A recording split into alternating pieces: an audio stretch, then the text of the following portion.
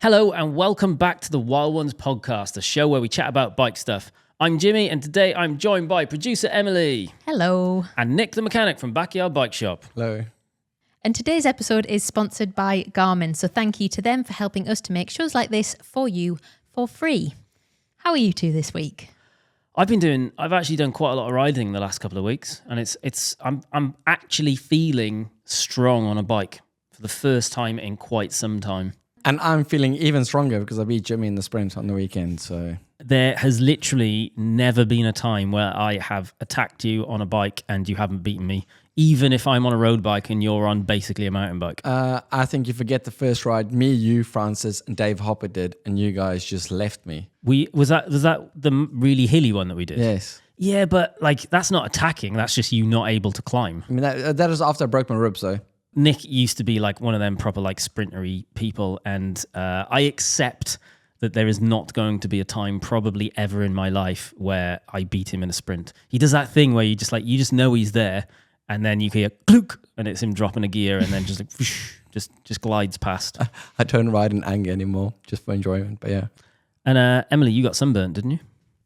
Yes, I don't know whether you can see it on the camera. You definitely can see it on the camera. I've got a little sunburnt arms. I try to put some fake tan just on the upper portion of my arm that sits underneath the jersey just to kind of even it out, but I don't know if it's working that well. Yeah, we've had a bit of good weather and like a typical Brit, I got burnt on the first day. And also, Jimmy made a route for us. I'm just getting back to riding and... You're not just getting back. You've been smashing it now for like 3 months or something.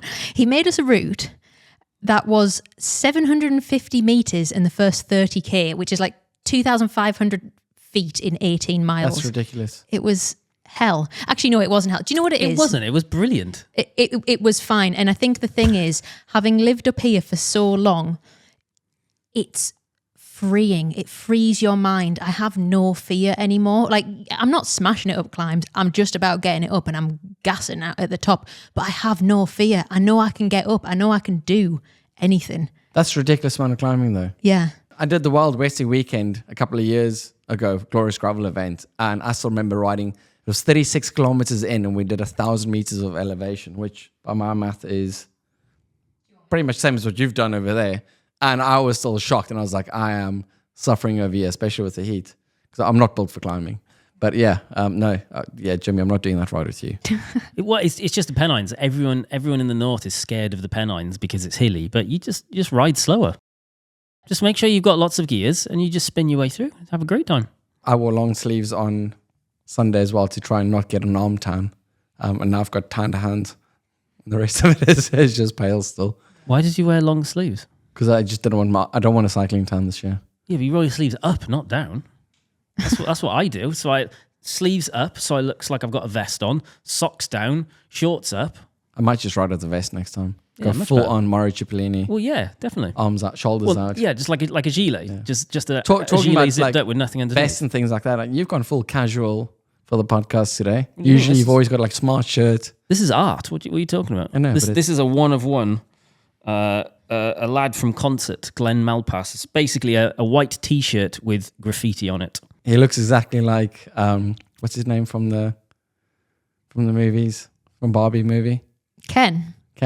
What's his name? Oh, Ryan Gosling. Ryan Gosling. He does not. He does Tell look me he like looks Ryan like Gosling. Where he's not talking about me. He's talking about the guy that did the T-shirt. Glenn. No, Jimmy. Glenn's a good-looking man.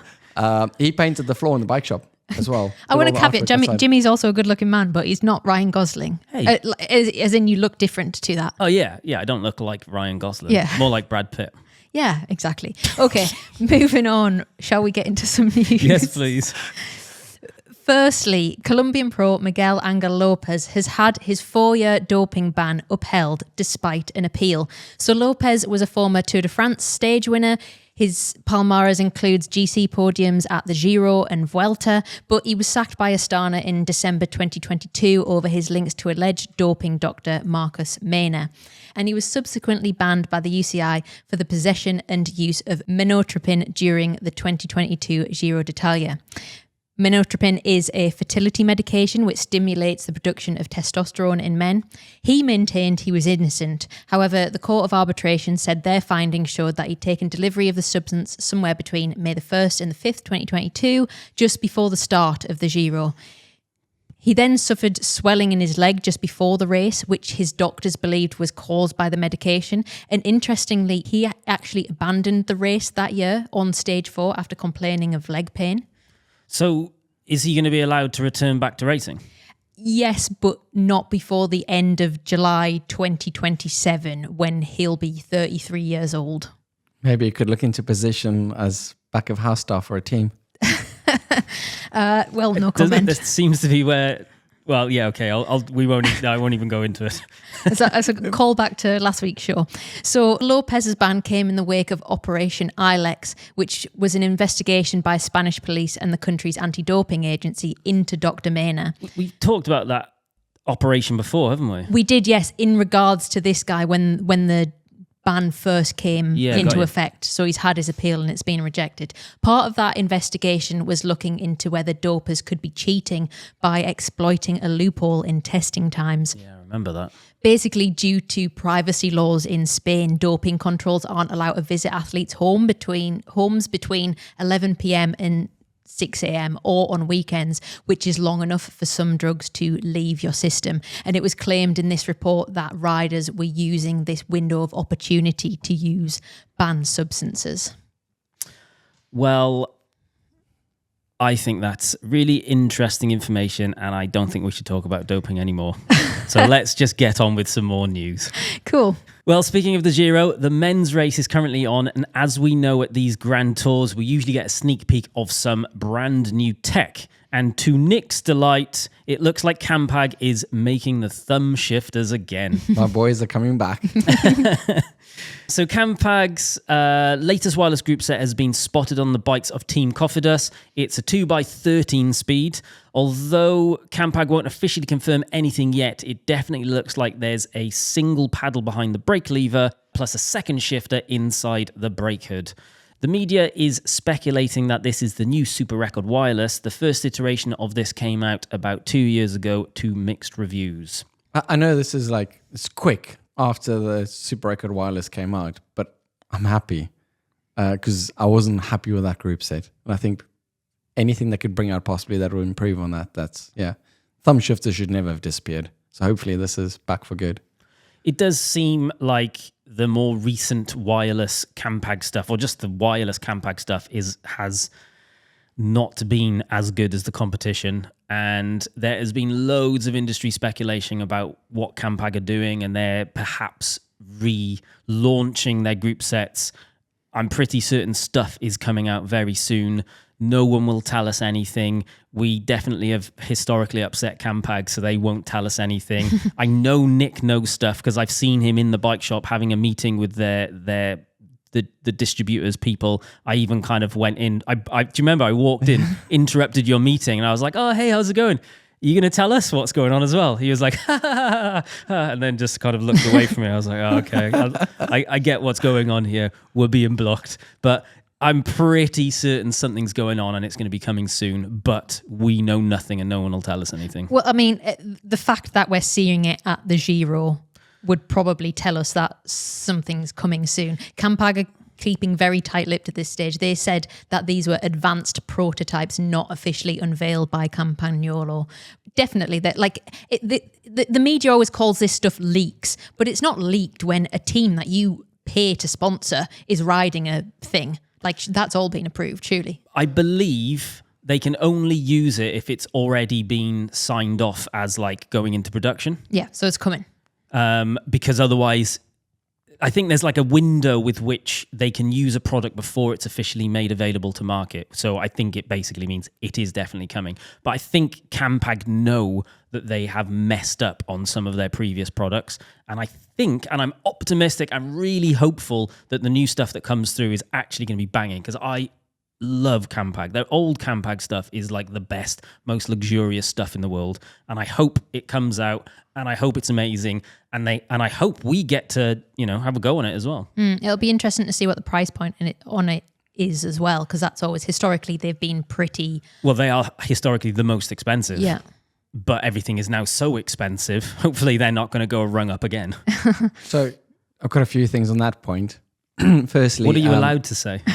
Don't get yourself into trouble. No, I won't get in trouble. They've not told me anything specifically. They've just essentially alluded to the fact new stuff's coming. And I don't believe you. You're a kind of filthy interest liar. in what's Look happening. at that smirk.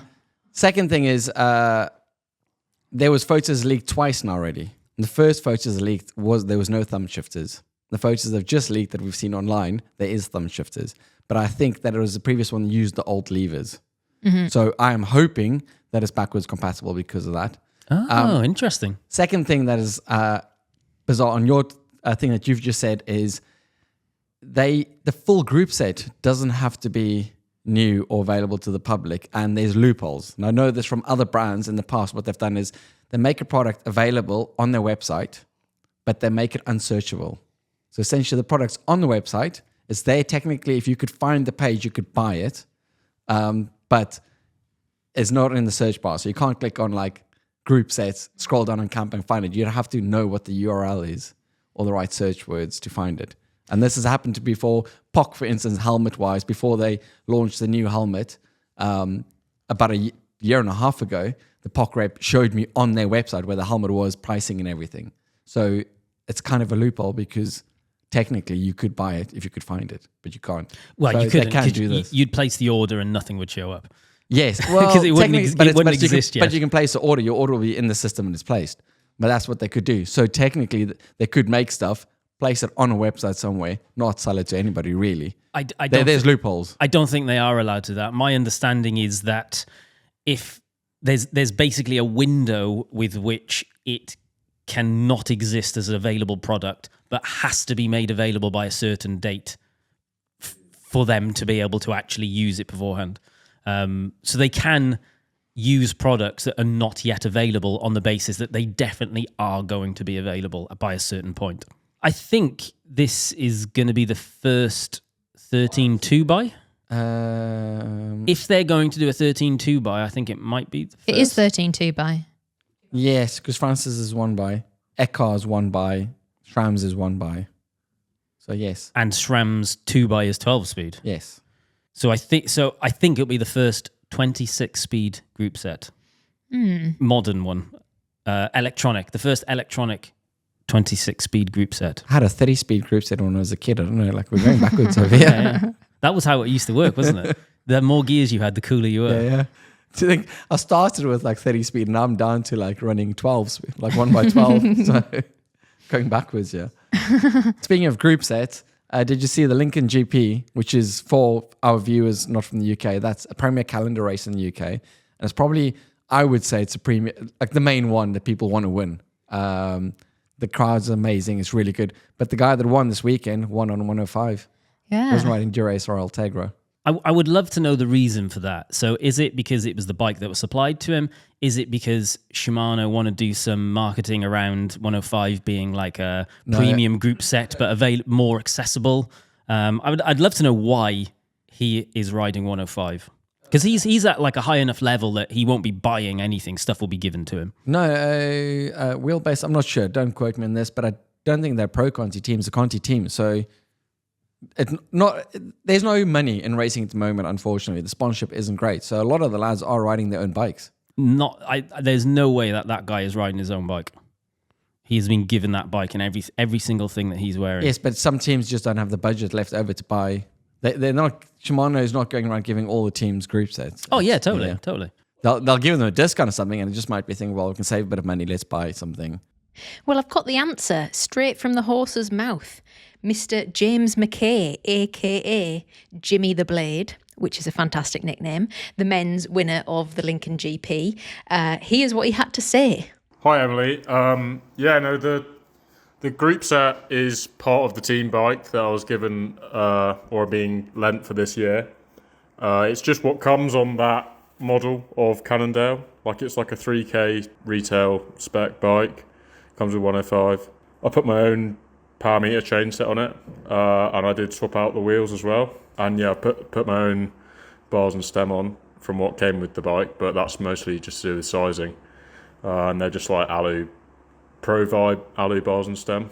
Pretty goated equipment, to be honest. It's probably not the most expensive bike you get at some races, but it certainly does the job done. And to be fair, it's like a bargain for how much that bike costs. It's a really nice ride. But yeah, I would say with the 105, it's a great group set. The only thing it's missing from Ultegra is the buttons on the shifters, which are nice to have, but it's certainly a nice group set. The main point is that it just once again proves that you could win at a high level. I mean, there's World Tour lads riding in this race. It's not a thing of just the amateurs showing up. It's a proper race. Well, we've been saying this for ages. Group set isn't important. As long as it's good, it's good. And 105 is a pro standard group set. Well done, James McKay. But that's a good thing. I mean, I've bought myself a Dura-Ace group set. And it's not because I need Dura. I definitely don't need Dura-Ace. I could probably get away with Tiagra. But just like it. So if you like it, buy it. But don't buy it because you think you need it. And it's definitely not going to make you faster. Well, we'll see on the weekend. Next, does the bike industry have a safety problem that no one's talking about? It's a question I started asking this week after I saw a story about a doctor who was left paralysed when the carbon fork on his Planet X gravel bike sheared in two as he was riding down a grass slope. That cyclist, Dr. Daniel Gordon, has just been awarded a £4.5 million out of court settlement. But his lawyers said the case highlighted the need for better regulation, testing and manufacturing of gravel bikes so that they're safe for the adventurous use that is shown in their advertising. So for context, the bike he was on was a £2,300 titanium Planet X Tempest SRAM Force 1. It was described by Planet X as a go-anywhere model that was, quote, lively enough on the road, but confident enough to play MTB on the trails. In fact, according to their website, the only thing the Tempest doesn't have is limits. Pictures on Planet X's website showed the bike being ridden on rocky mountainous terrain, but shockingly, during legal proceedings, the defendants reportedly suggested that the advertising was just marketing puff that shouldn't be relied upon. That is a proper take, isn't it? Excuse my language. Like, we complain a lot about marketing, and this is probably one of the most worst cases of inappropriate marketing I've maybe ever seen. But then to also come back when a guy has been seriously life-changingly injured and say that it's just marketing puff that shouldn't be relied upon Marketing puff is terrible, isn't it? It's an outrageous statement considering he has had a life-changing spinal injury. His law firm, Stewart's, has argued that while there are international testing standards for road and mountain bike forks, there's nothing currently for gravel bikes, despite their popularity. They also said that the current testing standards for those road and mountain bike and forks don't go far enough, as they don't include a test for compressive forces, and there aren't any requirements for the manufacturers to conduct any form of field testing of real world cycling before the bike is deemed fit for sale. I kind of feel like all bikes, gravel bikes, off-road bikes should have to meet mountain bike standards. Yes, I don't think... What is gravel biking? Nobody knows what it is yet. This is why everybody gets upset about the name. But the argument is that gravel biking that you two do is not the gravel biking I do. Mm-hmm.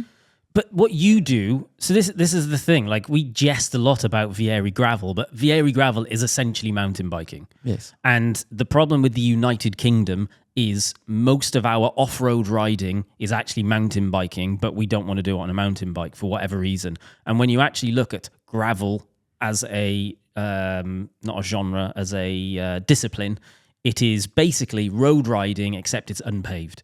So it is a long trail that instead of it being actually tarmacked or paved, it's just kind of got a compressed loose gravel on it, and it's smooth, it's up and down. It isn't big potholes, it isn't rock gardens, it isn't like berms. Are they called berms? They are, aren't they? Mountain biking, that's the thing. It's actually just a road that has a surface that isn't paved. And most of us, definitely in the UK, when we're doing gravel, we're actually not. We're doing cyclocross riding and more likely mountain biking. So is it fit for purpose? I'm definitely going to question the riding that I do and the bikes I use for that more in the future. Mm-hmm. £2,300 for a titanium full bike is crazy pricing. So I just haven't had any problems. But I also feel at that price point, you need to kind of start thinking, how are they releasing a full bike that is titanium, which is not easy to make. Titanium is one material where you can't just slap it up easily. It needs to be welded in an oxygen-free environment. You need to know what you're doing. So it's a lot more skill required. So to make a bike, I know it's not a cheap bike, but compared to what most titanium, that is in line with a more affordable titanium frame set to do a full bike. Yeah, you have to wonder where... I guess the point you're making is, you know that £2,300 for a bike is still a lot of money. However, when you look at that bike as a whole versus other titanium frame sets out there, it's actually about the same price as I mean, that's SRAM Force as well. So it's not the SRAM Rival or Apex or one of the basic group sets. That is one of their more premium group sets. So this story got me thinking, do carbon forks actually belong on gravel bikes? So I asked this question to a couple of carbon repair experts. Phil from Target Composites, who are the people that made that Cannondale tandem. Yes, I want it. Yeah.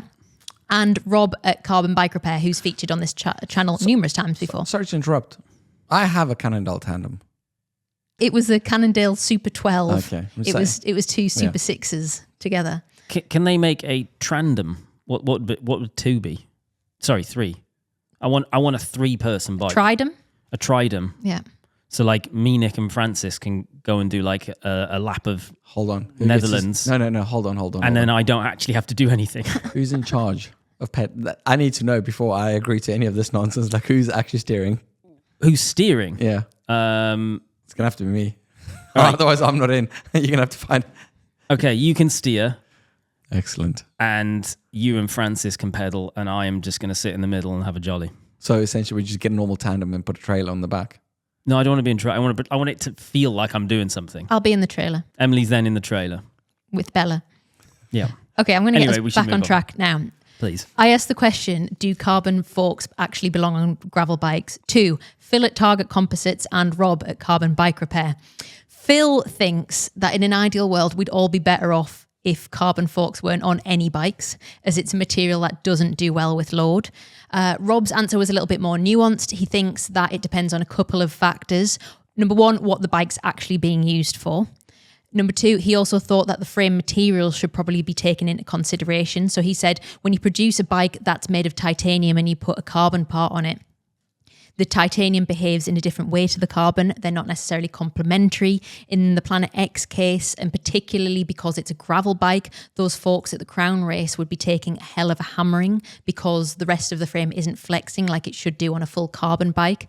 And number 3, something that they both said is that if you are going to get a gravel bike with a carbon fork, you should probably be looking at one from one of the traditional big brands, so Trek and Specialized, etc.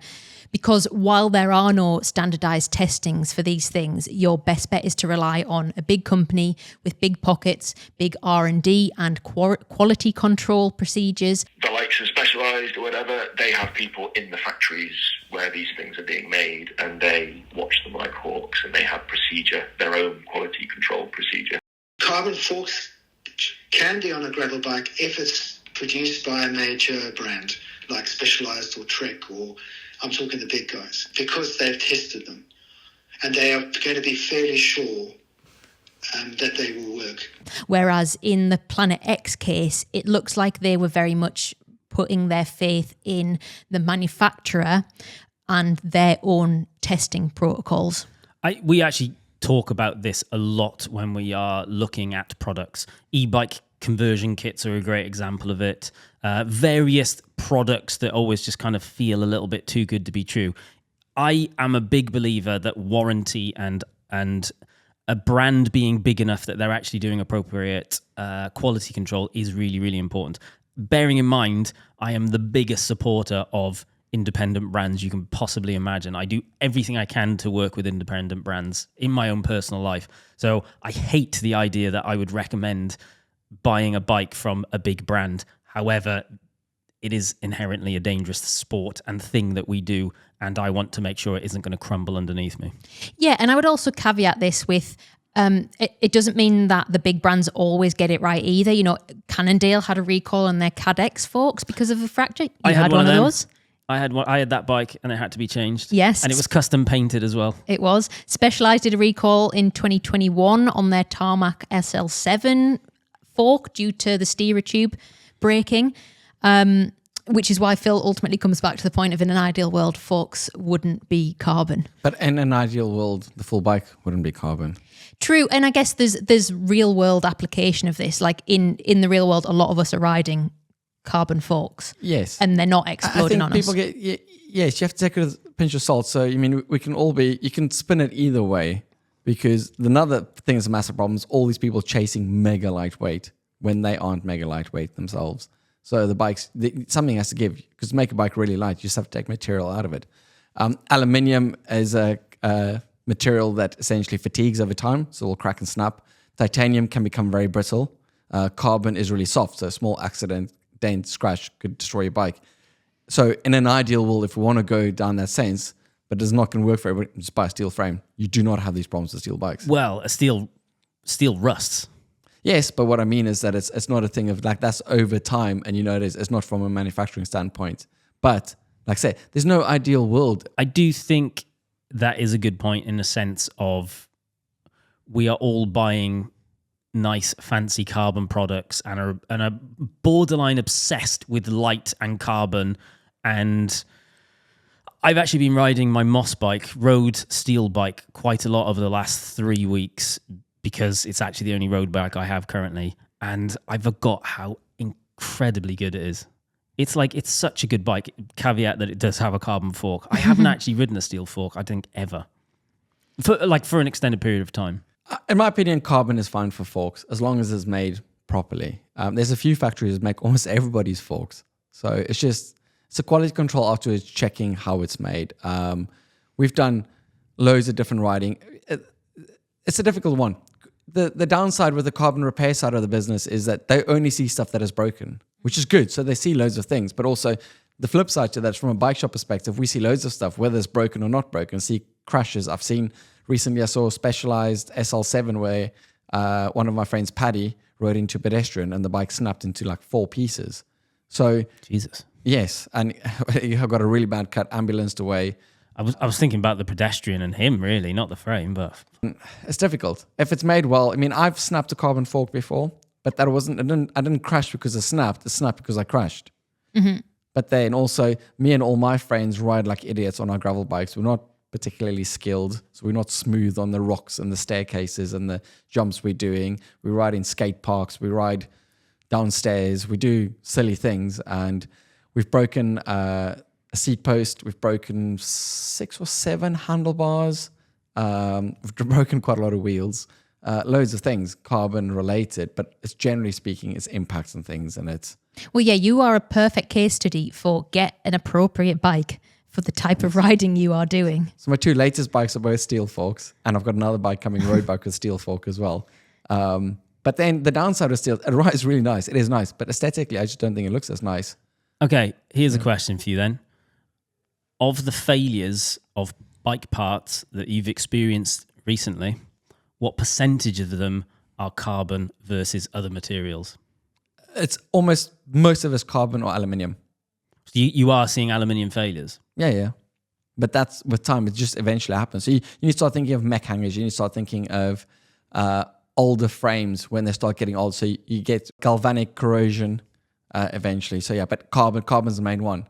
But the downside to this is you need to understand that it's generally speaking, yes, there is manufacturing fault, but a lot of it is something's happened. Somebody's put their bike on a car, they've clamped it too hard. Somebody's dropped the bike. Somebody's had in one of our almost every single one of the handlebars we snapped was based on we crash loads and then eventually you crash again and it snaps. So it's checking things. That's why from insurance perspective for us, if anything's carbon-wise been involved in an accident, we just write it off. Whether it's right or wrong, I'm not taking the risk of telling you it's fine. Yeah, and you're right in terms of, like I spoke to Target Composites, they deal mostly in insurance claims, and that come as a result of there has been an incident. And they definitely acknowledged that, when they're looking at most or a lot of forks, they were seeing some kind of delamination. And Phil said, if we were looking from an aerospace perspective, we'd be we'd be canning all of these because, you know, that's the standards. But in the real world, he said, if we are seeing this much delamination, there's got to be so much delamination on bikes of people who are riding them fine and stuff isn't exploding usually. You know, it's not an epidemic. So in real world practical terms, there has to be a different scale that we work to. And I think they did some testing with Manchester Uni, some sort of X-ray scanning to try and work out what the real world sort of scale of impact of this kind of stuff was. Because I guess at the end of the day, if something comes into you and it's a warranty claim or something, you have to take on liability. These guys have to take on liability as well. So I guess you know, the point of this is not to scaremonger and say if you have a carbon fork, you are completely doomed. But I think really, again, it comes back to if there was better standardization and categorization, it would force the brands into doing the proper testing. I agree. That's a difficult one. The problem is you're going to have the standards, but people are going to chase lightweight, and that's going to be an issue. So it's almost like now that bikes are getting heavier, and it's getting heavier, disc brakes, for example, they need to reinforce the fork quite a bit to be able to take the force where it's happening. But that's actually that's actually even more of a reason for standardization. Because, for example, if you look in the mountain biking world, they're also they want things to be light, but their concept of what light is completely different to ours. And I guess this is the problem with the marketing thing. Like Rob described it as the Wild West. Everyone's trying to make the lightest, the fastest, the cheapest, but also do it all. Like, are those things even achievable? Because you're trying to compete and keep the lights on at the end of the day. If there was a standardization which said your fork needs to do this much and therefore it actually has to be heavier, at least it's a level playing field for all of the brands. So your concept of what heavy and what light is, everyone's on a level playing field. You haven't got brands who have maybe zero R&D resources trying to compete with everyone else, you know. But your main problem there again is marketing. Marketing is a problem because essentially the industry is marketed to people that you need to make your bike lighter for it to be good. Oh, our bike is so good because it's a light. Our bike is so good because it weighs this much. Nobody has a standardization in weight, and nobody talks to people that weight that they've saved 200 grams off of the full person and the bike and everything actually means so little that it's like, it's marketing. Because now people want lighter bikes because they've been told so many times in marketing that a lighter bike's better when it's not. It just isn't. Well, I know that from having tested a hell of a lot of bikes over the last 2 years.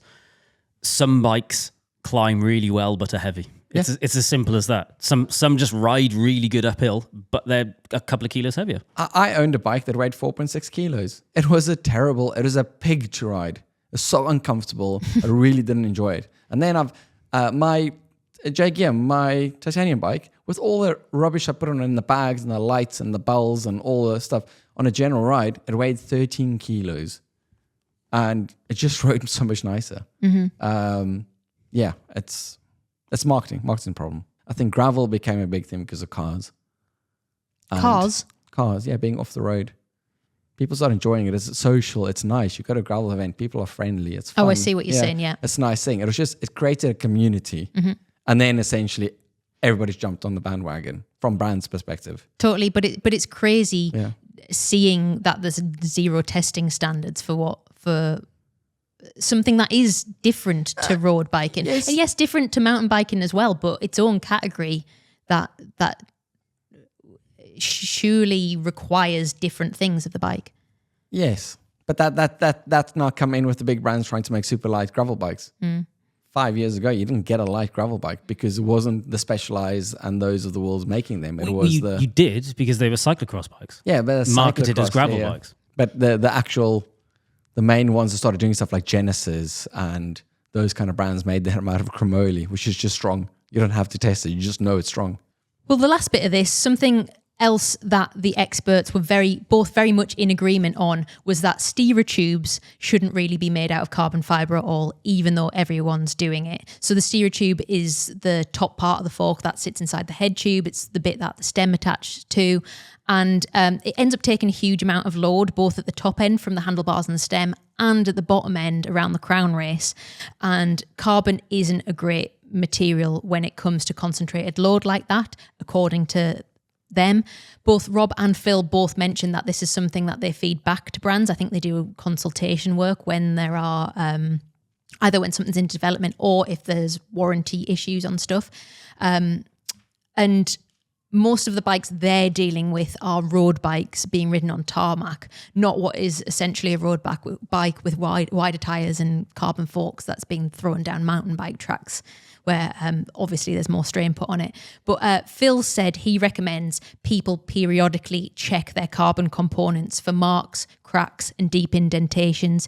If you've got a mark on the outside of your steerer tube and you pop your finger inside and you can feel it on the inside as well, that's telling you something. He also recommends using a nice long steerer bung to help deflect some of that clamping force and load at the top of the steerer tube. Because basically, if you look inside, lots of brands do it in lots of different ways. Some of them are tiny, some of them are long. That's actually a really interesting one, because like presumably, I'm interested to see what Nick says on this, or if he agrees with it or not, but presumably a long bung adds a lot of strength to that carbon bit of the fork. Depending on how the bung's made, but also I get in my build videos, I get a lot of grief because I put spacers on top of the stem. I was trying to explain it because I cut my steerer above the stem or flush to the top so that I clamp a full steerer. I don't have that top 3 to 5 millimeters sticking below it. I don't completely agree with what they're saying.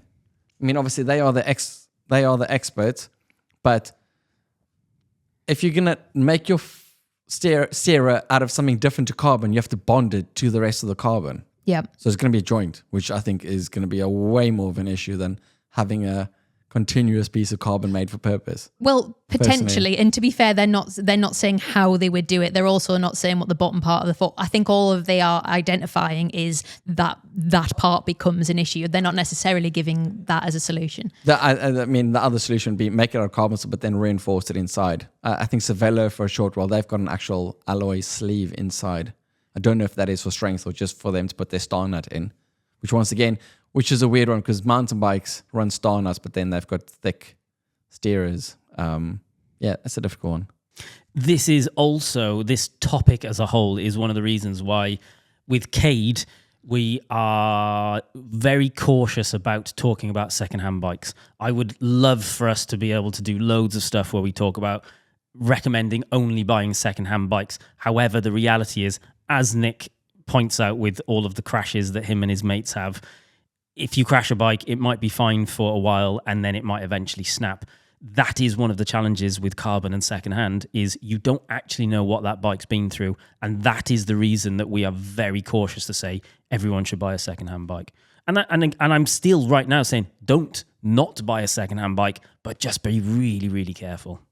Totally. And I guess in summary of this, again, we're not trying to scaremonger. If you have a carbon fork on a gravel bike, we're not saying don't stop riding it. I have one. I'm not going to stop riding it. And I think the point of this is just discussing whether there's a lack of testing standard, and that comes from a lack of defining of this sort of category of riding. And, it's not even saying it's rising in popularity. It's really, really popular. And therefore, I think it's important to discuss whether there needs to be more better safety standards.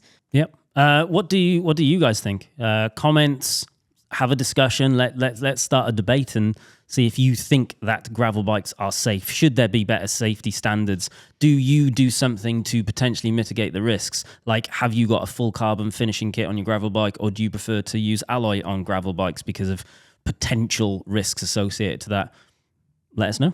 Yes, and at the end of the day, cycling is a risky sport, but also we should trust the manufacturers to be doing everything they can to keep us as safe as they can.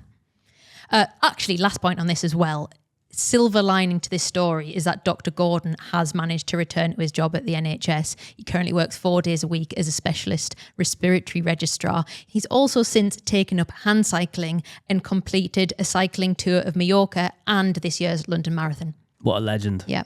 Next up, Fluff Up of the Week. Well, it's me again. My shop manager, James, is stuck in China. I didn't even know he was going away because I don't check anything. So when I went on holiday a few weeks ago and we had to close the shop and cancel the podcast because he was in China, yeah, I just assumed he's back the next week. The next week he wasn't back. And then I assumed he's back this week.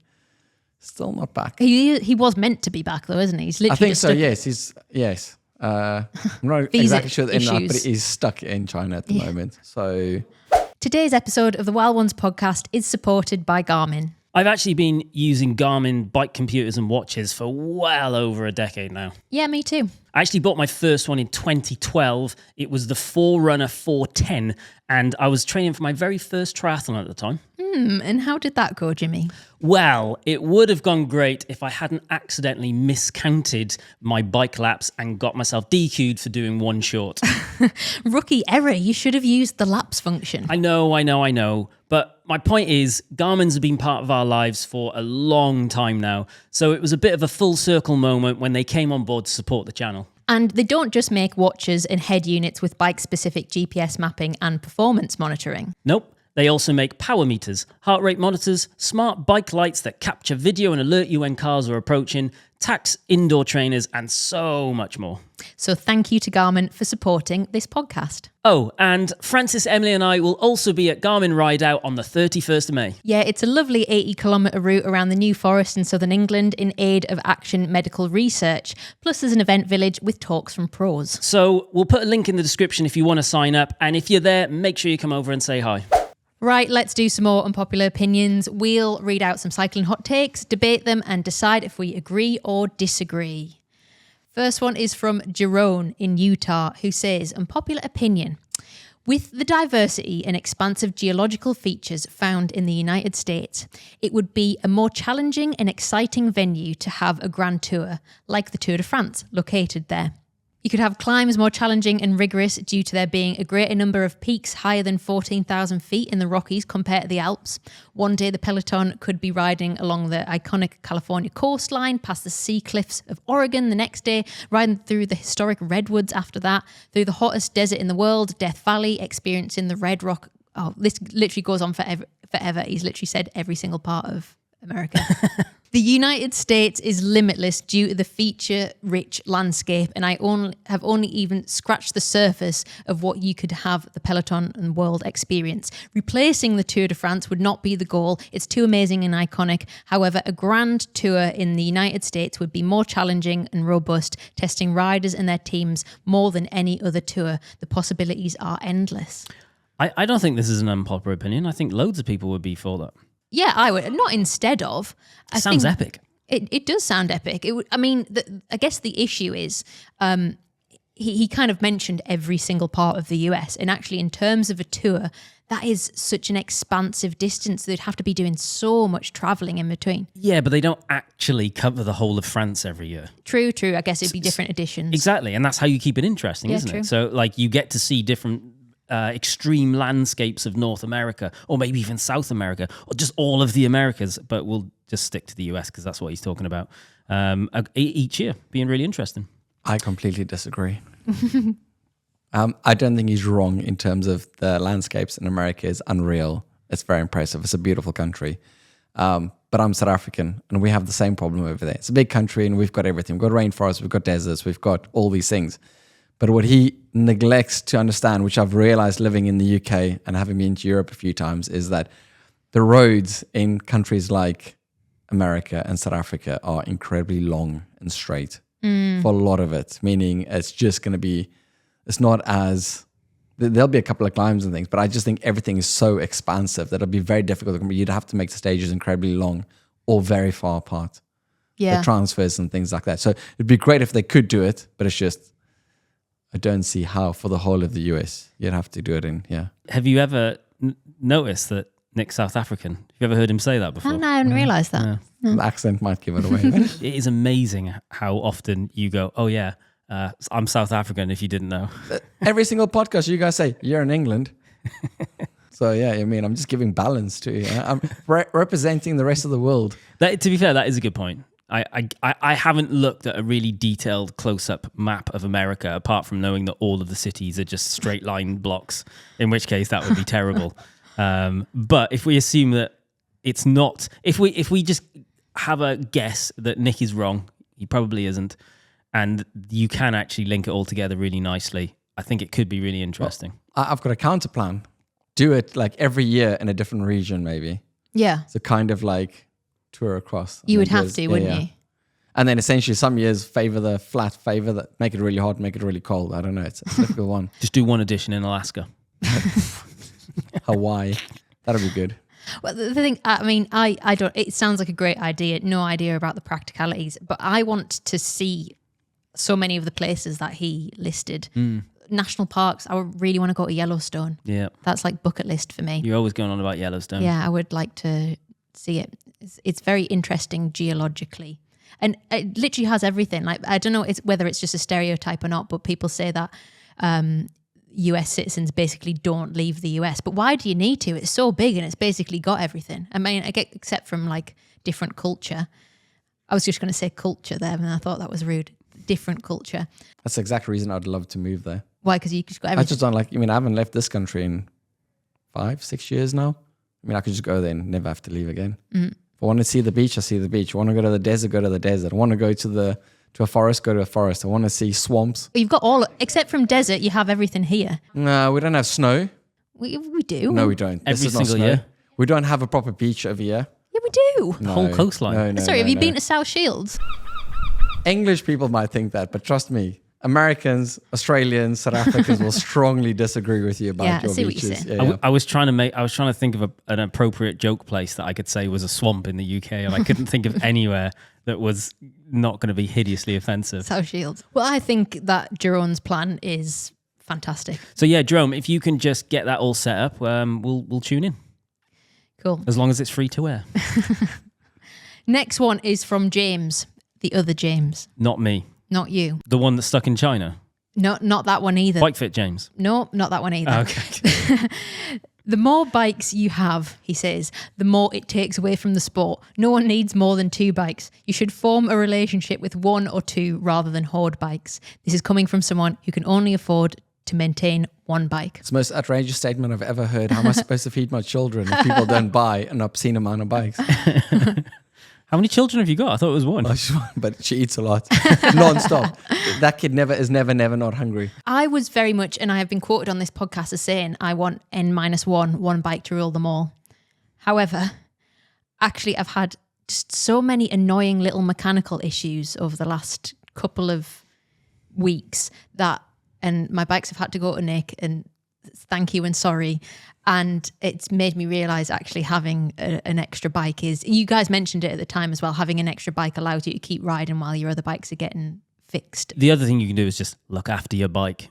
Oh, I don't know how to do that. Yes, you do, man. You give it to Nick, he fixes it. Yeah. You just got to remember to do that every now and But again. out of all your bikes, Emily's is one that I never see. Yeah. It's been like 4 years since I've seen one of your bikes. I in know, the but I shop. haven't been that's the thing, I haven't been riding. I've started riding again and I'm going, oh no, why do none of my bikes work? Because they haven't been looked after. Also, not very good customer. Generates you no money. Me, every 2 weeks, we're rebuilding something. You're making a little bit more money. A little skim here, a little skim there. Yeah, but you also get your bike rebuilt every couple of days. Yeah, exactly. You're making a fortune You've out got of one it. in the shop right now I getting do, rebuilt. yeah. Probably more. There's probably some out the back. You've ridden it 4 times since we last rebuilt it. I rode just one bike for 4 years as my main bike. Didn't run and rode just gravel. And I really enjoyed it. But now I am actually enjoying this year. I'm trying to do a thing where I'm trying to hoard as many bikes as possible. But for the reason is to try different things out. So kind of everything's got something different about it. One's Shimano, one's SRAM. Hopefully one day one's Campag. Then I've got ones with suspension stems, ones without. I've got different tires and just to kind of different materials to give me a bit more balance again for longer term riding, not just customers' bikes. And I Caveat to enjoy it. this is we all work in the industry. So we're all incredibly privileged and out of touch with what normal riding is. And the other James is completely right. You don't need more than one bike to enjoy cycling, love cycling, all of that. Yes, but I don't think it takes anything away from the sport based on how many bikes you have. Like, for example, Robin Williams, the actor, who I absolutely love, he had a collection of something like 100 vintage bikes. And his collection was just absolutely like just like wild stuff, like just things that he was excited about and liked. And I don't see it like, I love that. I love the idea of having a collection of like really like interesting, cool bikes that have like historical significance. Well, speaking of collections of bikes, Jimmy, we haven't announced your your new bike. I have a new bike, yeah. Tell us about it. It's the Pantani bike. He's found the Pantani bike. Well, sort of. I've managed to find a solution which does good for charity and also satisfies the itch to have the Pantani bike.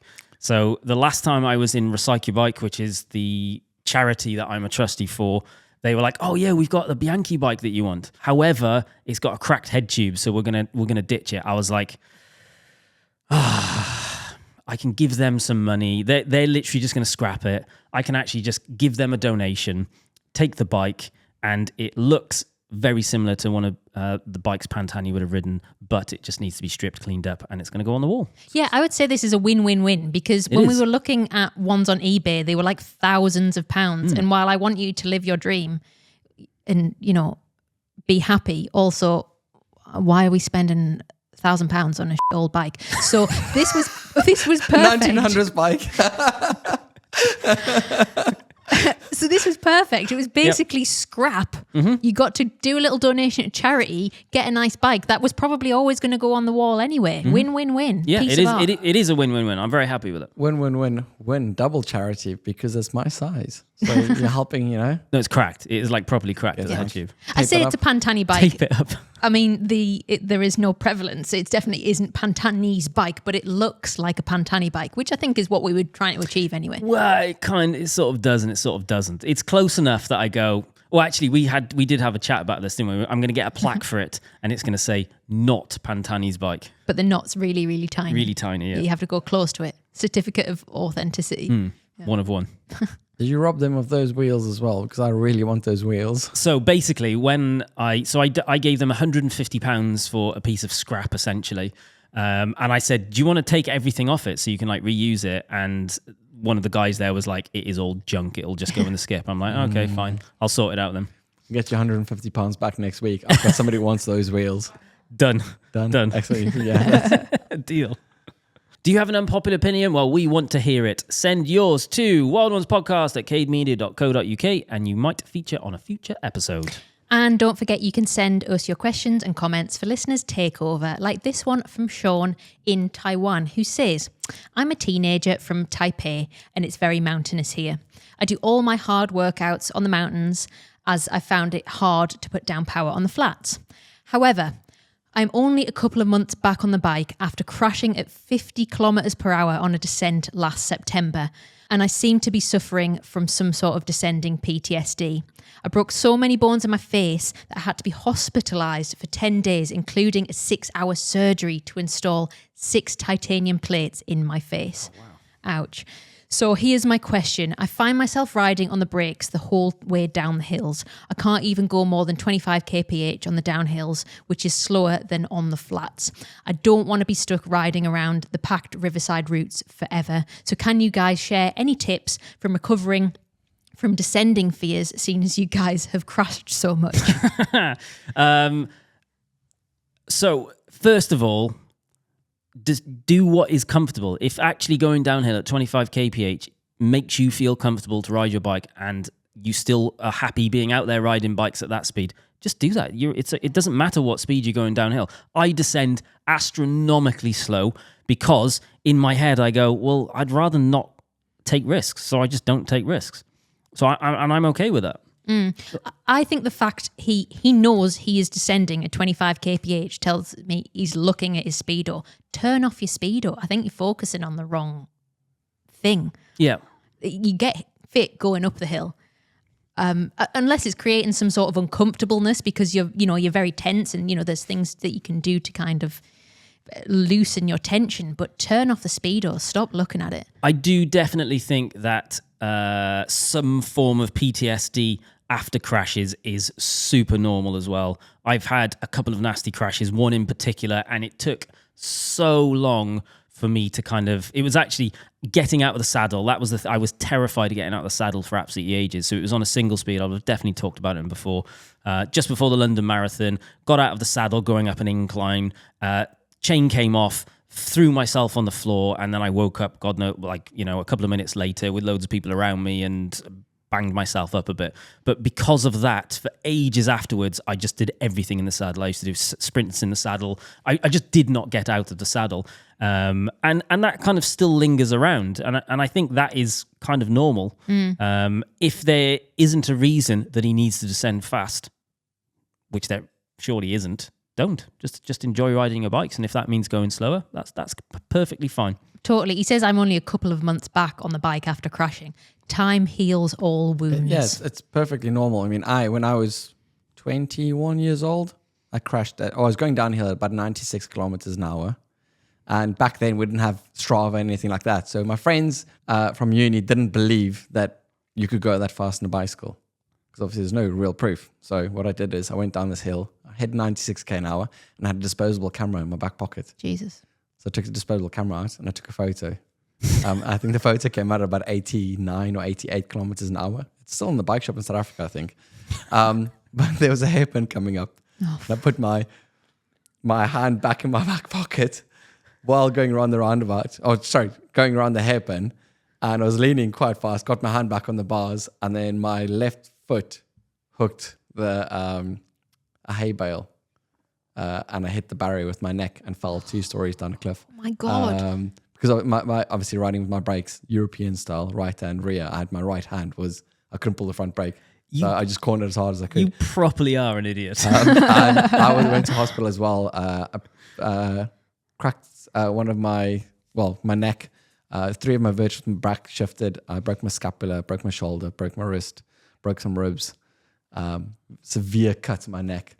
Yeah, and then for quite a few months afterwards, I struggled with descending. Couldn't go as fast anymore. But look at me now, ride like an idiot again. So you definitely do ride like an idiot again. So you'll get older, you'll forget. But also, just take it easy. If you don't. It's a few months. It's early. 6 plates in your face is a big deal. Yeah, I think it's almost like a survival mechanism that your body's doing to try and keep you safe. But I mean, putting pressure on yourself to go faster is definitely going to make you more tense. And to be fair, if you're going out riding with your mates and you're worried that you're going to lose them on the descents, just spank them on the climb and then get a head start on the descent. Totally. Priorities. Okay, I think we've got time for one more. Maxime wrote to us and said, on the topic of wearing team kit, I used to think it was mad uncool because a lot of team kit is pretty heinous. However, in Australia, the Jayco Alula map kit has been popping off. Everyone is wearing it. It's to the point where I'm not even doing double takes to see if they're even in the team.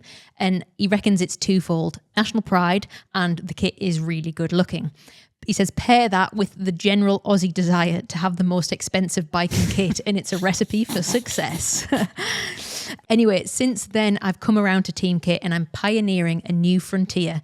Discounted retro kit from the mid-2000s and early 10s that's overly complicated in design and is impossible to match with your bike. The best part is you can buy bib shorts for as low as 30 Aussie dollars. Love the show. Keep it up.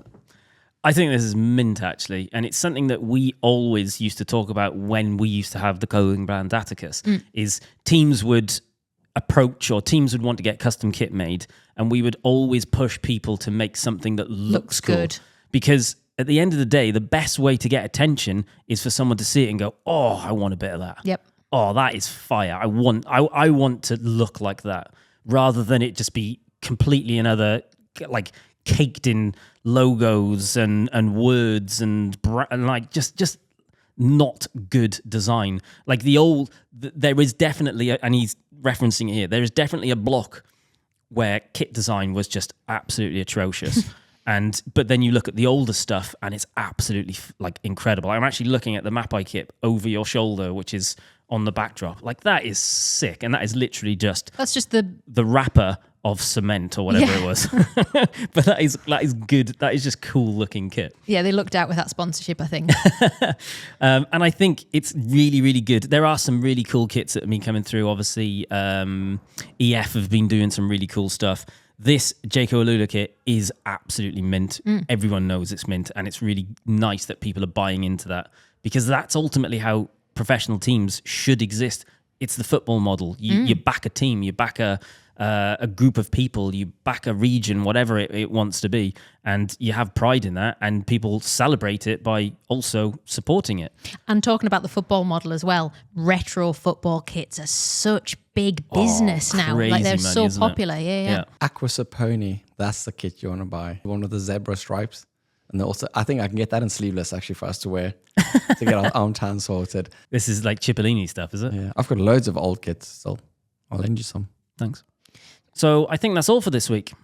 It has. I kind of feel like it's some of our conversation has been a bit morbid, isn't it? There's been a lot of like negative things in this week's episode and unpleasant stuff. So I think we should caveat with.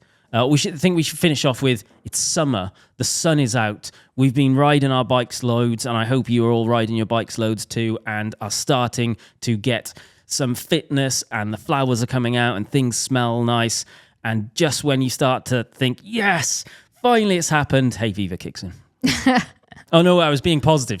On another positive note, this is my last show. That is a positive note. Yeah, So you're free of me. We think. we think I think. we'll see. Find out next week. We'll find out next week. Tune in next week to find out. So the usual finishing bits. Make sure you're subscribed so you don't miss out on the next episode.